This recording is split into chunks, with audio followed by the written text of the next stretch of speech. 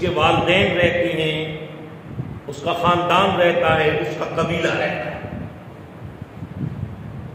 جس جگہ پر یہ لوگ رہتے ہیں اس جگہ کو ان کا مکان کہتے ہیں یا ان کے اقامت کی جگہ کہتے ہیں۔ ویسے انسان کی مستقل اقامت کی، آپ میری طرف توجہ فرمائیں گے اتنے آپ بیٹھے ہوئے، ویسے تو مستقل انسان کی اقامت کی جگہ ہے ہی نہیں۔ آپ میں سفر میں ہیں، کبھی عالم ارواح میں تھے تو پھر عالم اجسام میں آئے۔ عالم اجسام کبھی ماں کے پیٹ میں، شکم میں، بدن میں پلتا رہا، پھر ہم دنیا میں آئے، بالکل بچے تھے، لڑکپن کا سفر کیا، لڑکپن سے ہم نے شباب کا سفر کیا، کوئی شباب میں ہی اس دنیا سے اگلی آخرت کا مسافر ہو گیا۔ مستقل ٹھکانہ تو ہے نہیں، لیکن ظاہراً زندگی کے وہ ماہ و سال، وہ دن، وہ راتیں جو ہم مرنے سے پہلے گزارتے ہیں اور جہاں گزارتے ہیں اس جگہ کو ہم اقامت کی جگہ کہتے ہیں۔ وہ قیامگاہ ہوتی ہے، اور جہاں انسان کی قیامگاہ ہوتی ہے اسی جگہ پر رہ کر انسان شعور کی منزلیں طے کرتا ہے۔ اپنی اقامت گاہ پر رہ کر انسان شعور کی منزلیں طے کرتا ہے، اور یہ منازل طے کرتے کرتے وہ سنے شعور تک پہنچتا ہے، یعنی ایام طفلی سے بلوغ کے ایام تک، ماہ و سال تک جس جگہ پر وہ رہتا ہے اس جگہ کی مٹی کے ہر ذرے سے اس کو محبت ہو جانا، یہ ایک فطری عمل ہے، یہ ایک فطرتی عمل ہے، فطرت کے اندر ہے، نیچر کے اندر ہے، طبیعت کے اندر ہے کہ اس جگہ پر، جس جگہ پر انسان کا ایام طفلی، لڑکپن اور پھر شباب گزرا ہوتا ہے، اس جگہ سے انسان کو محبت ہو جانا، اس شہر سے، اس محلے سے، اس قریے سے، اس گاؤں سے، اس صوبے سے، اس ملک سے انسان کو محبت ہو جانا، یہ اس کی فطرت کے اندر رب نے رکھا ہے۔ آپ کسوال کے اندر رہتے ہیں، کسوال کے اندر رہتے ہیں، آپ جہاں کہیں بھی چلے جائیں، کسوال سے کئی اگر یہ خوبصورت شہر ہو، مگر آپ کا دل چند دنوں بعد مائل کسی کسوال کی طرف آئے۔ آپ صوبہ پنجاب سے سندھ میں چلے جائیں، چند دنوں بعد آپ کو کسوال سے پہلے اپنا صوبہ لفظ پنجاب آپ کو کھینچے گا اپنی طرف، پھر لفظ پنجاب سے آپ کو اپنا ڈسٹرکٹ کھینچے گا اپنی طرف، پھر سرزمین کسوال آپ کو کھینچے گی اپنی طرف۔ کیوں؟ اس کی وجہ کیا ہے کہ آپ کی طبیعتوں کے اندر، جس علاقے کے اندر آپ کا بچپن گزرا ہے، میری بات کو آپ سمجھ رہے ہیں یا نہیں سمجھ رہے؟ کیونکہ ہماری گفتگو عام مولویوں سے اور روٹین سے ہٹ کی ہوتی ہے۔ جیسے کہ آپ اس کی فضا کے اندر پلے ہیں، اس کے ماحول کے اندر پلے ہیں، اس کی معاشرت کے اندر پلے ہیں، اس میں آپ کی فیملی ہے، اس میں آپ کا خاندان ہے، اس میں آپ کا قبیلہ ہے، اس میں آپ کی نیچر اور فطرت کے آپ کے دوست موجود ہیں، جو وہ آپ کی فطرت ثانیہ بن گئی ہے، اور جو انسان کی فطرت ثانیہ ہوتی ہے وہ انسان کے جسم اور انسان کی روح کا گویا کہ حصہ بن جاتی ہے۔ اتنی بات سمجھ لینے کے بعد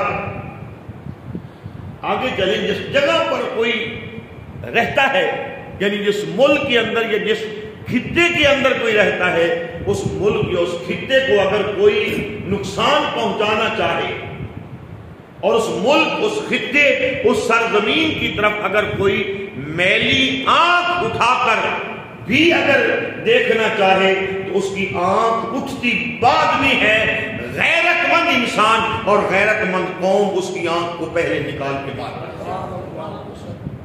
بات کی سمجھ آ رہی ہے نہیں آ رہی؟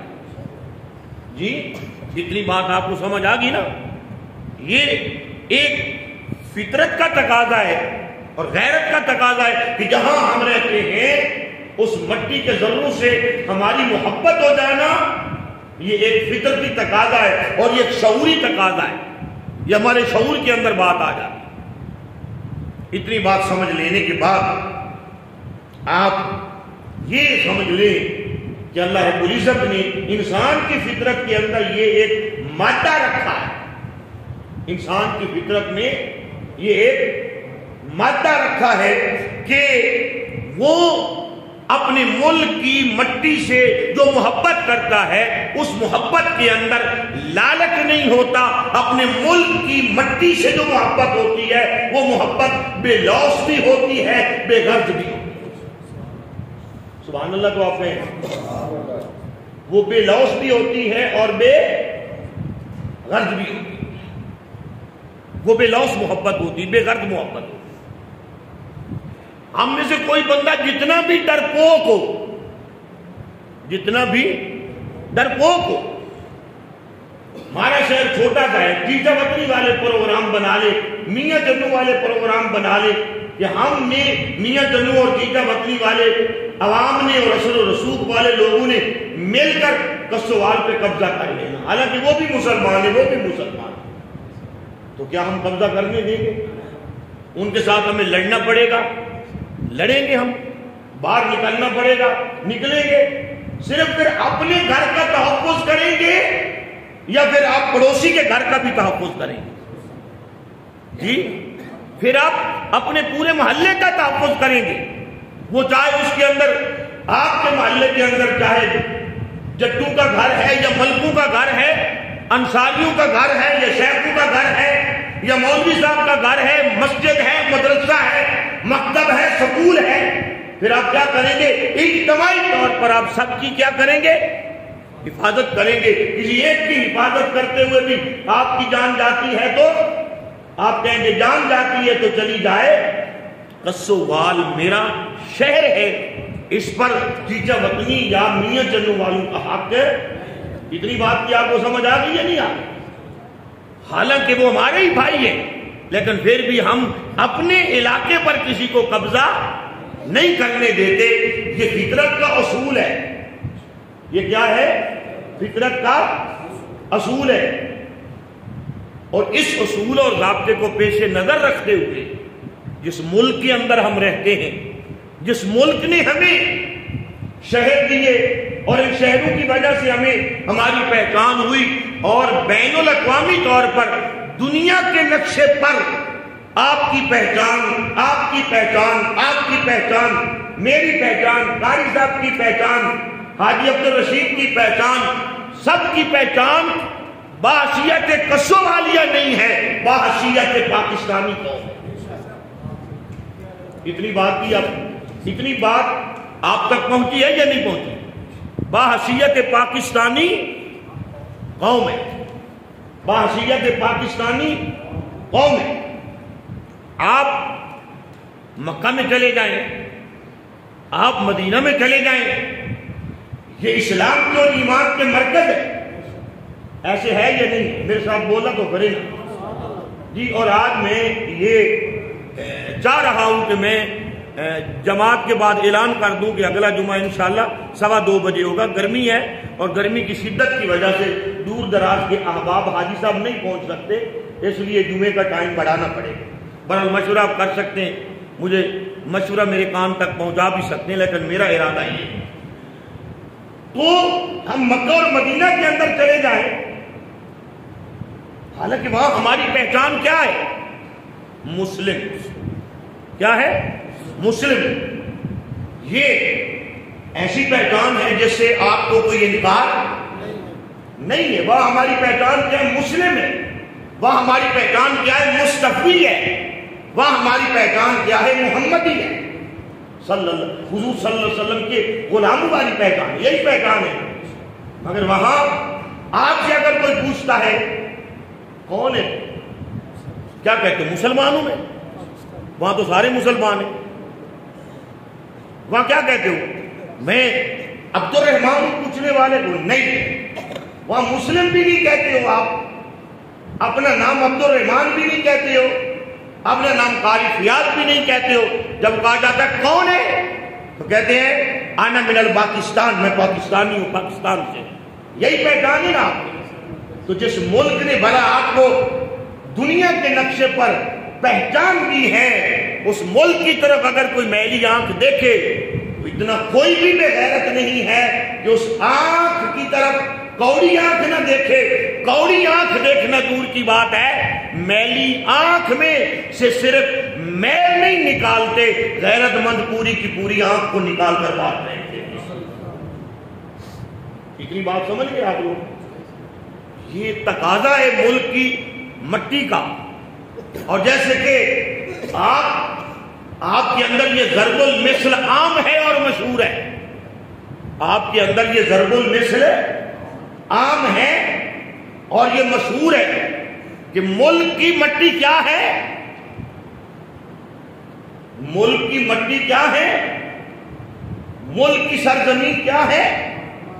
بولے اونچا بولے، مجھے نہ بولنے دیں۔ یہی مشہور ہے ضرب المثل کہ ملک کی مٹی کیا ہے، ملک کی سرزمین کیا ہے؟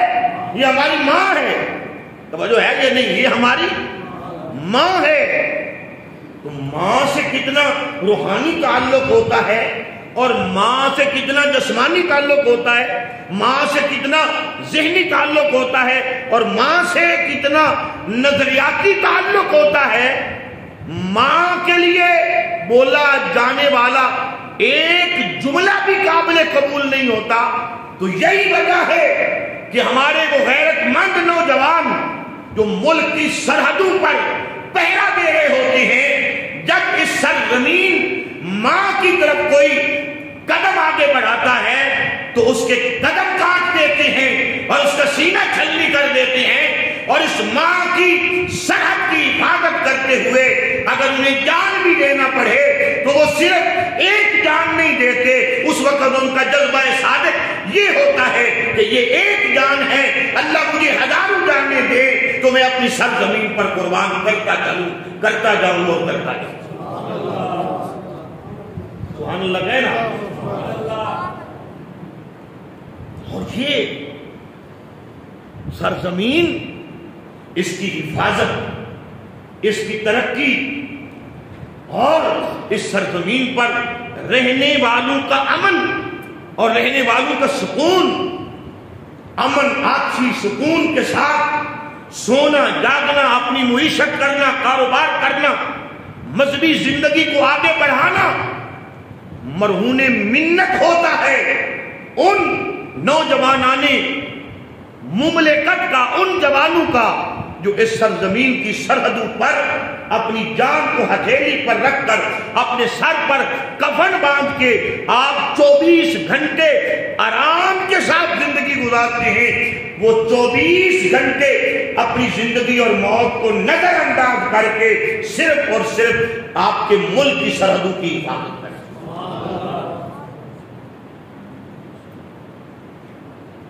بات کی سمجھ آئی ہے نہیں کہتے؟ آپ کی عیدیں، آپ کی شبراتیں، آپ کی خوشیاں، آپ کے بچوں کے شادی بیاہ،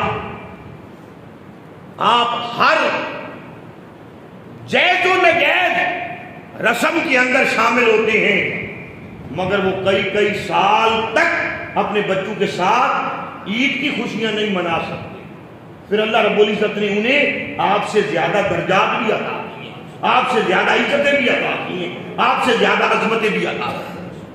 سبحان اللہ تو کہیں نا، اونچا سبحان اللہ کہیے آپ سے زیادہ عظمتیں عطا کی ہیں۔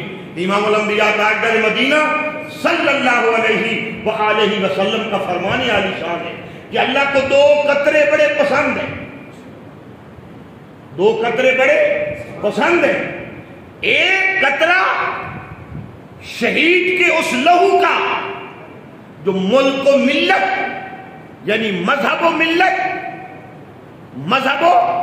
ملت کی حفاظت کے لیے بوقت شہادت یا بوقت دفاع و حفاظت اس کے جسم سے گرتا ہے، وہ قطرہ بھی اللہ کو تمام قطروں سے زیادہ پسند ہے، اور عالم دین کے قلم کی سیاہی کا قطرہ بھی اللہ رب العزت کو تمام قطروں سے زیادہ پسند ہے۔ ان دونوں کا ذرا تقابل کی، یہ دونوں مجاہد ہیں، اور دونوں مجاہد فی سبیل اللہ ہیں۔ توجہ ہے یا نہیں ہے؟ سونا نہیں ہے، یہ دونوں مجاہد ہیں اور دونوں مجاہد فی سبیل اللہ ہیں۔ ایک مجاہد تمہارے ملک کو، ملت اور تمہارے جسم کی حفاظت کرتا ہے، ایک مجاہد تمہاری روح اور تمہارے ایمان اور تمہارے علم کی حفاظت کرتا ہے۔ آپ کی سمجھ آئیے کیا؟ فرمایا عالم دین کے قلم کی سیاہی کا قطرہ اور شہید کے خون کا قطرہ۔ پھر اور مقام پر فرمایا اللہ رب العزت کو دو قطرے بڑے پسند ہیں۔ فرمایا شہید کا بوقت شہادت گرنے والے لہو کا قطرہ، اور گنہگار کا بوقت توبہ آنکھ سے گرنے والے ہنجو کا قطرہ۔ اللہ کو یہ دو قطرے بڑے پسند ہیں، اللہ کو یہ دو قطرے بڑے پسند ہیں۔ سبحان اللہ، سبحان اللہ بھی کہا کریں۔ گرمی میں سبحان اللہ کی زیادہ ضرورت ہوتی ہے۔ مجھے شک پڑ جاتا ہے کہ کلاس کے لوگ سو نہ جائیں جی، تو جس استاد کی ماسٹر کی کلاس ہی سو جائے پھر وہ جناب سبق کیا ہوتا ہے جی؟ توجہ ہے یا نہیں ہے؟ تو آئیے اب ہم دیکھتے ہیں کہ یہ جو نوجوان ملک و ملت کی حفاظت کر رہے ہوتے ہیں، در حقیقت یہ ملک کے بھی محسن ہوتے ہیں اور اس ملک میں رہنے والی تمام قوم کے محسن ہوتے ہیں۔ کبھی بھی ان پر کوئی ایسا تبصرہ مت کیا جائے جو ان کی شیان شان نہ ہو۔ بات کی سمجھ آئی نہیں؟ یہ تمہاری اپنی کمزوری کا سبب بنے گا جب وہ مجاہدین جو سرحدوں کے محافظ ہیں ان کے بارے میں آپ غلط تبصرہ کریں گے سوشل میڈیا پر، یا کوئی بھی اپنی کسی سیاست کی وجہ سے یا اپنی کسی خباثت کی وجہ سے ان محافظین مملکت پر اگر کوئی آپ غلط قسم کا تبصرہ کریں گے تو پھر بین الاقوامی سطح پر آپ کی کمزوری ظاہر ہوگی، اور دشمن کو موقع ملے گا آپ پر حملہ کرنے کا، اور دشمن کو موقع ملے گا آپ کو نیست و نابود کرنے کا۔ میری بات کی سمجھ آ رہی ہے آپ لوگوں کو جی؟ اور آگے چلیے، اسلام نے اپنے پیروکاروں کو وطن سے محبت کرنے کا حکم دیا ہے، اور قرآن مجید اور حدیث پاک کے اندر اپنے وطن سے محبت اور اپنے وطن کی جانب دلوں کا لوٹنا، سوچوں کا لوٹنا، فکر کا لوٹنا، اور زبان پر اپنے ملک، اپنے وطن اور اپنے آبائی شہر کے لیے دعاؤں کا جگمگانا، یہ شیوہ پیغمبری ہے۔ اونچا ذرا سبحان اللہ کہیں سارے لوگ۔ یہ کیا ہے؟ شیوہ پیغمبری ہے۔ اس کا ذکر قرآن کے اندر بھی ہے اور اس کا ذکر حدیث پاک کے اندر۔ بات کی سمجھ آ رہی ہے نہیں آ رہی؟ سورہ بقرہ کے اندر 12 نمبر 2 کے اندر موجود ہے کہ اللہ رب العزت ارشاد فرماتا ہے کہ مومن ہر وقت یہ کہتا ہے، آیت کا ترجمہ مومن بولے ہمیں کیا ہوا ہے کہ ہم اللہ کی راہ میں نہ لڑیں۔ کیوں نہ لڑے؟ کہ لوگ ہمیں اپنے وطن سے نکال دیتے ہیں۔ یعنی جب وطن سے کسی کو نکالا جائے تو نکالنے والے کے ساتھ لڑنے کا حکم اللہ قرآن میں دے۔ تمہیں تمہارے گھر سے نکالا جا رہا ہے، تمہیں تمہارے گھر سے نکالا جا رہا ہے۔ پھر کسی آیت کی تفسیر کے لیے تفسیر کے اندر اور تشریح میں فرمایا، یعنی ایمان کی خاطر اگر کوئی اپنے ایمان کو بچانے کی خاطر اگر کوئی اپنے ملک کو چھوڑتا ہے تو اس کو مہاجر کہا جاتا ہے، اور مہاجر کا درجہ مقیم مسلمانوں سے زیادہ ہو جاتا ہے۔ مہاجر کا درجہ مقیم مسلمانوں سے زیادہ ہو جاتا ہے، کیونکہ وہ ہجرت کرتا ہے، اپنا ملک اپنا گھر چھوڑتا ہے اپنے ایمان کو بچانے کے لیے اور ایمان کے استحکام کے لیے، اپنی جان کو بچانے کے لیے۔ بات کی سمجھ آ رہی ہے نہیں آ رہی؟ اس لیے اس مہاجر کا درجہ کیا ہو جاتا ہے؟ زیادہ ہو جاتا ہے۔ میں گفتگو کو ختم کرتے ہوئے امام الانبیاء تاجدار مدینہ صلی اللہ علیہ وآلہ وسلم، آپ نے جب مکہ جیسے شہر سے ہجرت کی، آپ جانتے ہیں کہ حضور صلی اللہ علیہ وآلہ وسلم کو کتنی تکلیفیں پہنچائی گئی مکہ کے اندر؟ جی، حضور کے صحابہ کرام کو کتنی تکلیفیں پہنچائی گئی مکہ کے اندر، اور مدینہ کے اندر پرامن اور پرسکون ماحول میں بھیجا جا رہا۔ پچھلی جتنی بھی میں نے گفتگو کی ہے اس پر یہ حدیث اور دعائے رسول اور فرمان رسول، اس پر میں مثال پیش کر رہا ہوں۔ بات کی سمجھ آئی ہے نہیں ہے؟ اس پر میں مثال پیش کر رہا ہوں۔ اللہ فرما رہا ہے محبوب مدینے چلے جائیں، امن ہے وہاں۔ صحابہ کرام جو مدینہ پہنچ چکے تھے، حضور نے پہلے بھجوا دیے تھے، انہوں نے حضور کو پیغام بھیجا، قاصد بھیجا، مدینہ میں امن ہی امن ہے۔ مدینہ کے لوگ آنکھیں بچھائے کرتے ہیں، میرے آقا تشریف لا رہے، کھجوروں پہ چڑھے ہوئے ہیں، پہاڑوں پر چڑھے ہوئے ہیں، منتظر ہیں حضور کی سواری کے۔ جہاں استقبال کے لیے لوگوں نے دل بچھائے ہوئے ہیں، استقبال کے لیے لوگوں نے پلکیں بچھائی ہوئی، آنکھیں بچھائی ہوئی ہیں، نظریں بچھائی ہوئی ہیں، کہاں وہ شہر اور کہاں مکہ۔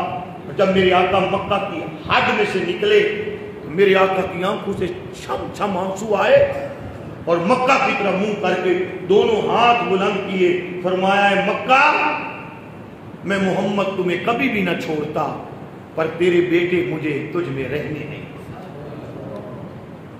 اور حضور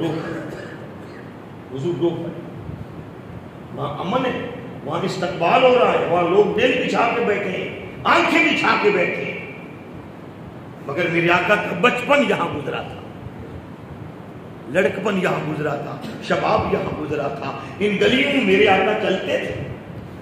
مکہ کو آخری سلام کیا، اور سلام کرنے کے ساتھ میں نے جو ابتدان جملہ بولا کہ آپ جہاں کہیں بھی چلے جائیں، بچپن کے شہر کی طرف آپ کا دل لوٹتا ہے۔ اس شہر میں آپ کو تنگ بھی کیا جائے تو کبھی آپ کی زبان سے اس شہر کے لیے بد دعا نہیں نکلتی۔ یہ جملے بولے کہ آپ کے باسی آپ کے بیٹے مکہ مجھے رہنے نہیں دیتے، فرمایا ہاں مکہ، پر تیرے ساتھ محمد کا دل وابستہ ہے، میں ایک دن ضرور لوٹ کے تجھ میں آؤں، میں ایک دن ضرور لوٹ کے تجھ میں آؤں۔ اور پھر جس دن میرے آقا اس شہر میں لوٹ کے آئے، جس دن میرے آقا اس شہر میں لوٹ کے آئے تو قصوہ اونٹنی پر میرے آقا سوار تھے، فرق محبت اور تواضع کے ساتھ جب مکہ کے شہر کے اندر داخل ہوئے تو میرے آقا کا مبارک چہرہ بار بار اونٹنی کی کوہان سے ٹکرا رہا تھا، اور حضور کی آنکھوں میں آنسو تھے، اور زبان پر اللہ کی حمد تھی۔ اونچا ذرا سبحان اللہ کہیے، زبان پر اللہ کی حمد تھی، زبان پر اللہ کی حمد تھی، اور آپ کا مبارک ماتھا چہرہ بار بار سر اونٹنی کی کوہان پر لگ رہا تھا، اور میرے آقا اعلان کرتے آ رہے تھے، صحابہ خبردار، یہ شہر مکہ میرا شہر ہے، اس کی فصلوں کو نہ اجاڑنا، اس کی فصلوں کو نہ اجاڑنا، اس کے بوڑھوں کو کچھ نہ کہنا، اور اگر کوئی تمہیں پتھر مار کے تیر مار کے بھاگ کے اپنے گھر چلا جائے تو اس کے دروازے تک نہ جانا، اس کا پیچھا نہ کرنا، یہ محمد کا شہر ہے، میرا یہاں پر بچپن گزرا۔ بات کی سمجھ آ رہی ہے؟ اپنا شہر کتنا پیارا ہوتا ہے۔ اور یہ انڈیا والے کافر یا غیر مسلم کافر کیا جانے کہ پاکستانی قوم تو امت محمد ہے، اس کو ملک پاکستان اپنی جان سے زیادہ پیارا ہے، اپنے بچوں کی جان سے زیادہ پیارا ہے۔ بات کی سمجھ آ رہی ہے یا نہیں آ رہی؟ اور سنیے، آپ نے کتنا سنا کہ حضرت بلال حبشی رضی اللہ تعالیٰ عنہ کو مکہ کے اندر کتنا ستایا جاتا ہے۔ یہ دیکھیں نا، یہ میرے ساتھ بھی ظلم ہوتا ہے اور آپ کے ساتھ بھی ظلم ہوتا ہے، وہ ٹائم ختم ہو جاتا ہے، دو باتیں نہیں میں کر سکتا، تو جو ہے یہ نہیں، اسی لیے میں گزارش کر رہا تھا کہ ٹائم کو ذرا بڑھائیں گے۔ چلو، وہ شہر مکہ، جس شہر مکہ کے اندر بلال حبشی کو لٹا دیا جاتا انگاروں پر، سنا ہے نا آپ نے؟ آپ کھڑا کریں جس نے یہ سنا ہے، تو پھر جو آپ نے نہیں سنا وہ میں سناتا ہوں۔ وہ شہر مکہ، جس شہر مکہ کے اندر بلال حبشی کو انگاروں پر لٹا دیا جاتا، نیچے انگارے، سینے پر پتھر، کمر انگاروں پر، پتھر سینے پر، پتھر کے اوپر امیہ دشمن اسلام بیٹھا ہوا ہے۔ بلال حبشی کے ہاتھ سر کی طرف پیچھے ہیں اور ہاتھوں میں لوہے کی میخیں گاڑی جا رہی ہیں، پاؤں کی پنڈلیوں میں لوہے کی میخیں گاڑی جاتی تھی، اور کبھی مکے کی گلیوں کے اندر گھسیٹا جاتا تھا۔ تو جب یہی بلال حبشی مدینے میں گئے، سنے تو صحیح نظر آ، سنے تو صحیح آ، یہی بلال حبشی جب مدینے میں گئے، صاحبوں، میرے دوستوں، بھائیوں، بزرگوں، جب مدینے میں گئے نا، تو پھر مدینے کی پر فضا ہمارے، سبحان اللہ، مدینے کی پر فضا ہمارے، اور کبھی مدینے کی سرحد پر آ کر مکے کی طرف منہ کر کے رونے لگ جاتے۔ میرے آقا فرماتے، بلال کیا ہوا؟ پتہ تو یار کو بھی تھا کہ روتے کتنا سبحان اللہ کہو گے، پتہ تو یار کو بھی تھا کہ روتے کیوں ہیں، پر پوچھا کیوں؟ تمہیں اور مجھے بتانے کے لیے، بلال یہ کیا بات ہے، مکے کی طرف منہ کر کے روتے ہو؟ عرض کی آقا، مدینہ سبحان اللہ، سبحان اللہ، مدینہ سبحان اللہ، مدینہ کی تو کوئی مثل ہی نہیں ہے، مدینہ کی تو کوئی مثال ہی نہیں ہے، پر آقا کبھی آپ اجازت دیں نا تو میں بھاگ کر مکے جاؤں اور بس مکے کی گلیوں سے چکر لگا کے آ جاؤں، مجھے مکے کی یاد بڑی آتی ہے، زندگی کے کچھ دن میرے مکے میں گزرے ہیں، آپ سے تعارف میرا مکے میں ہوا تھا، آپ کو پہلی مرتبہ میں نے دیکھا مکے میں تھا۔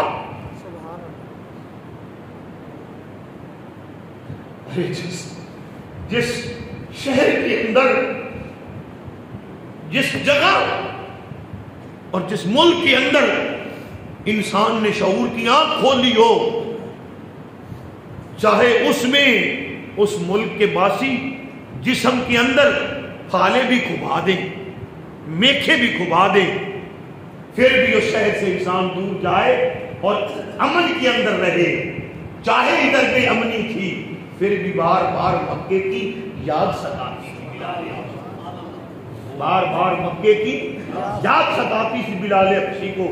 اور مجھے یہ بات کہنے دیجیے معذرت کے ساتھ، پھر وہی بلال حبشی جب مکے میں واپس آئے، سبحان اللہ، جس شہر میں بلال حبشی کو کوئی امن سے رہنے نہیں دیتا، میں نے آغاز گفتگو کے اندر کہا کچھ محبتیں شعور کے اندر پیوست ہو جاتی ہیں، کچھ محبتیں کہاں پیوست ہو جاتی ہیں؟ شعور کے اندر۔ وہی بلال حبشی جب آئے نا تو مکے کی گلیوں کے اندر چل رہے ہیں، سبحان اللہ، مکے کی گلیوں کے اندر چل رہے ہیں اور بڑی فرحت محسوس کر رہے ہیں، بڑی فرحت محسوس کر رہے ہیں۔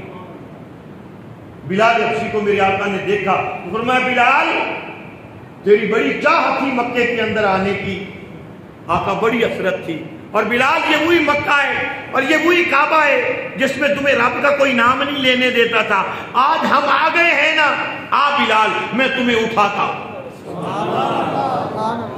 قید ایسے ہوتے ہیں، قید ایسے ہوتے ہیں، کسی ایسے قید کے پیچھے جان دینا آپ لوگ، کسی ایسے، توجہ ہے یا نہیں میری طرف توجہ کریں، کسی ایسے قید کے پیچھے جان دیں آپ لوگ، پتہ نہیں کیا کیا آپ نے قید بنائے ہوئے، قید ایسے ہوتے ہیں۔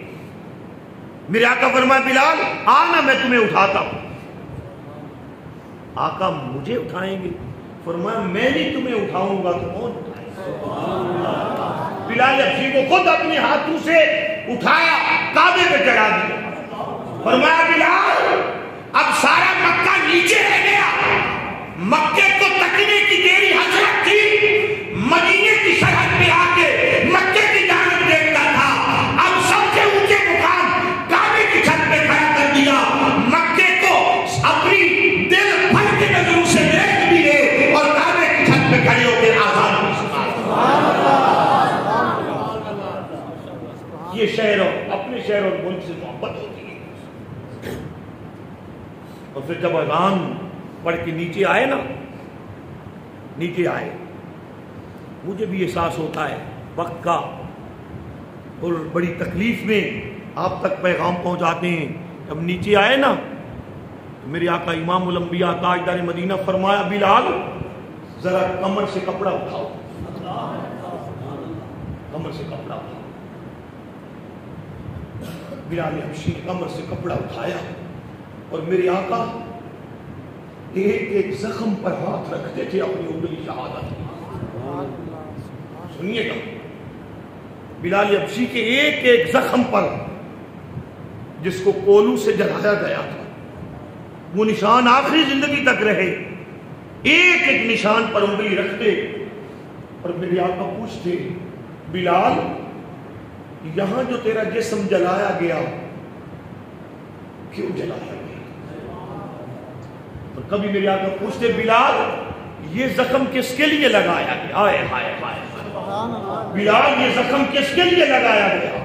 بلال یہ زخم کس کے لیے لگایا گیا؟ بلال یہ زخم کس کے لیے لگایا گیا؟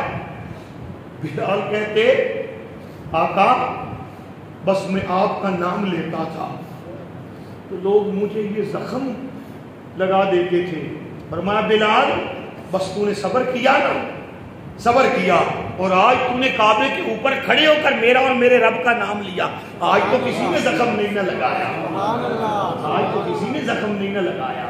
اور پھر میرے آقا امام الانبیاء نے سارے مجمع بیت اللہ کے اندر جو 10,000 سے زیادہ فوج مسلمانوں کی تھی، اور پورے جہاں جہاں کسی کو پتا چلا سارے اونڈے ہوئے تھے، زین کعبہ میں پاؤں رکھنے کی جگہ بھی نہیں تھی۔ فرمایا بلال الیکا میرے قریب آ، بلال میرے قریب آ۔ جب بلال قریب آئے نا تو میرے آقا سارے زخموں پہ کبھی ہاتھ پھیرتے ہیں اور کبھی زخموں کو سینے سے لگاتے ہیں، کبھی بلال کو سینے سے لگاتے ہیں، اور فرماتے ہیں لوگوں بلال نے دنیا کے اندر میرے لیے زخم کھائے ہیں، بلال جب جنت کے اندر جائے گا یہ بلال آج بھی جنت کے اندر چلتا ہے، اس کے چلنے کی آواز مکہ اور مدینہ کے اندر مصطفیٰ سنتے ہیں، اور کبھی یہ جنتوں کے اندر چلتا ہے، میرے آقا اللہ مقام پر اس کے چلنے کی آواز سنتے ہیں، رہتا نبی کے سامنے ہے۔ سمجھ آئیے یہ نہیں سمجھ آئیے یہ رہتا نبی کے سامنے ہے، اور میرے آقا فرماتے ہیں یہ جنتوں میں چلتا ہے، اس کے چلنے کی آواز ہم کبھی مکے میں سنتے ہیں، کبھی مدینے میں سنتے ہیں، کبھی سدرہ سے آگے لامقام پر سنتے ہیں۔ آپ کی سمجھ آئی یا نہیں آئی؟ وطن کے ساتھ محبت کیا کرو، اپنے اپنے علاقے، بستیوں، محلوں، اپنے اپنے بازار اور اپنے معاشرے کے ساتھ اور معاشرے میں رہنے والے انسانوں کے ساتھ محبت کیا کریں۔ یہ انسان کی فطرت کے اندر ہے محبت، انسان کی فطرت کے اندر محبت ہے۔ اور یہ پاکستانی قوم ہر وقت پاکستانی قوم کا دل دھڑکتا ہے ان مجاہدین کے لیے جو ملک پاکستان کی سرحدوں کی حفاظت کے لیے سرحدوں پر اپنی جان ہتھیلیوں پر رکھ کے کھڑے ہیں۔ ایسا ہوتا ہے یا نہیں ہوتا؟ اور اگر کبھی وقت ایسا آتا ہے تو پاکستانی قوم فوج سے پیچھے نہیں ہٹتی، فوج کے شانہ بشانہ کھڑی ہوتی ہے یا فوج سے آگے گزر جاتی ہے۔ ایسے ہے یا نہیں؟ اگر خدا نخواستہ کوئی ایسا وقت آتا ہے تو پاکستانی عوام اپنے ان بھائیوں کے شانہ بشانہ نظر آئے گی، اور اغیار اس بات کو غور سے سمجھ بھی گئے اور سن بھی گئے۔ وما علینا الا البلاغ۔